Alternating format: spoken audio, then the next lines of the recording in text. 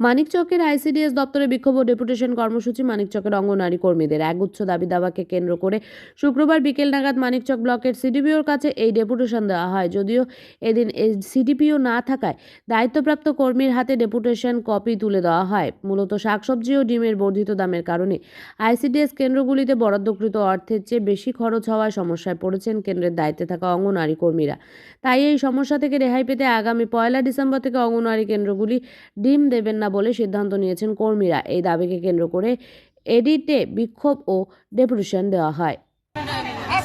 আমাদের বিশেষ দাবি হচ্ছে যে এখন আমরা বাজার দরে ডিম আমাদেরকে সরকার দিচ্ছে 6.5 টাকা, কিন্তু আমরা এখন বাজারে কিনতে হচ্ছে 8 টাকা থেকে 8.5 টাকা পড়ে যাচ্ছে।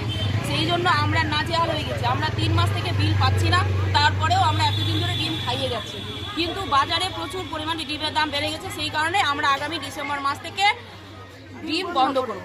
আর কি দাবি রয়েছে আপনাদের? সেটাই আমাদের বাড়াতে হবে, মানে আমাদের বিলটা কম না হয় আমাদের দাবি।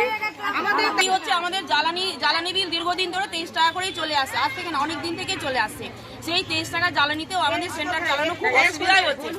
এবার 23 টাকার মধ্যে আমাদেরকে হলুদ কিনতে হচ্ছে। সেই কারণে আমরা বলছি জ্বালানি বিলটাও বাড়ালে আমরা উপকৃত হই। হ্যাঁ, আমরা ডেপুটেশন দিচ্ছি যে আমরা ডিম চালাতে পারছি না, সেই জন্য আমরা ডিসেম্বর মাস থেকে ডিম বন্ধ করছি। ডিম দেবেন না সেন্টার আমরা ডিম দেবো না, ডিমের বিল করবো না। কি নাম আপনার? আমার নাম সুপ্রা বসাক।